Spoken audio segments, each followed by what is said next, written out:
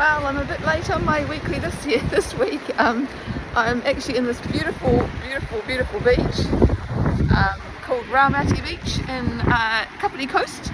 Yesterday I had driven my car back from Auckland on my way to Christchurch over 3 days. End of an amazing week last week, end of the year. I'm so looking forward to a break, but delivered two very big projects I've been working on this year. One was a skills gap analysis platform, which for a not-for-profit, and the other was workshop 6 and graduation for a strategic leadership program. So just so good to get those projects done and dusted. But so today I had promised I was going to talk about the 5 steps of creating a skills organisation, but I've just been listening to the most amazing book on the way down, Why We Sleep.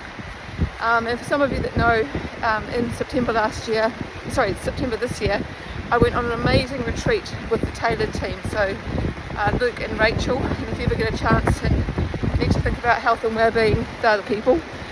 So in September I went on that and basically completely changed my life in terms of health and well-being, and I'm winding that into a lot of what I do now.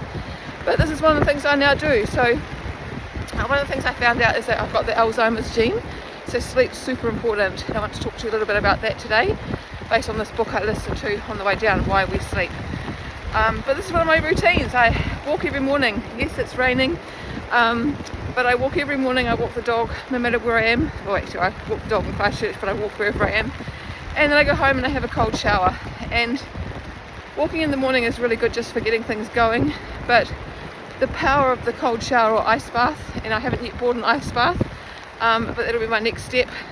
And I can tell you the water temperature is different between Christchurch, Wellington and Auckland, and tank water versus town water. So reason for that is that it just sets off dopamine, and initially it was so hard to do, but it's my go-to now. It absolutely sets me up for the day, clears my head, and I use it as a bit of a affirmation as well. I listen to, or actually I don't just listen, I sing and listen to Katy Perry, Raw. Brilliant start to the day. Anyway, so I want to talk to you about sleep. So with the Alzheimer's gene, sleep is one of the most important things. But what I didn't realise is how important sleep is for all manner of things. And this is a research-based book. It's on Audible if you want to read that. And as a leader, it's so important that we are looking after ourselves first, because if we can't, how are we supposed to do our work? How are we supposed to lead our teams? So that's really important. Now, the other thing is data-based health. Part of the retreat that we went on, we received an Oura ring.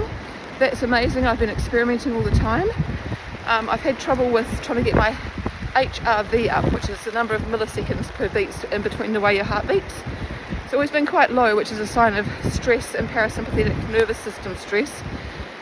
I went to my friend's on the weekend and she gave me this natural spray that I sprayed under my tongue 5 times. I had half a bottle of wine with her, and normally that puts my HRV rate at about 11 or 12. Even with that, with the spray, it was up to 18. And then I came to another friend last night who's got an amazing business, Herbal Healing, which is basically herbal products, candles, tea, massage oil, roll-on oil for well-being, basically, anxiety, relaxing, grounding, just amazing. Anyway, so she gave me this lavender spray to spray in the room. Well, so I've gone from 11 after, like on Friday, is it Friday? Yeah, Thursday night sleep was 11, 18 using this spray with a bottle of wine, and then without wine and this lavender spray last night, 23. So it's well over doubled. So it's without, sort of a point with this though, is that without health data, you can be told, oh well, you're not sleeping well, maybe you need magnesium. Well, I know from the retreat where we got genetic testing, blood testing, urine testing, my magnesium's fine. But that is sort of a common advice, get some more magnesium. Well, that just would have been a waste of time and money, and it wouldn't have actually fixed the problem. So I actually think health data, and it's freely available. The Oura Ring's amazing, I recommend that to everybody. But if you have got an Apple Watch or a Garmin, it does these stats as well. So the great thing with Oura, you can actually, if you're in health and well-being or health and safety, you can wind this into your leadership programs, and you can even get a organisation-wide dashboard with the permission of the people, obviously, at a high level. So if people aren't sleeping well, is it that the time in bed is not enough? Is it the REM sleep, which is where all the cleaning in our brain and body goes? Is it latency, that they're staying up, they can't fall asleep, or they're waking up too much? It all impacts performance. So totally fascinating, and I know not related to being a skills first organisation, but I promise you I will get there. And if you can't wait, give me a call or drop me a message.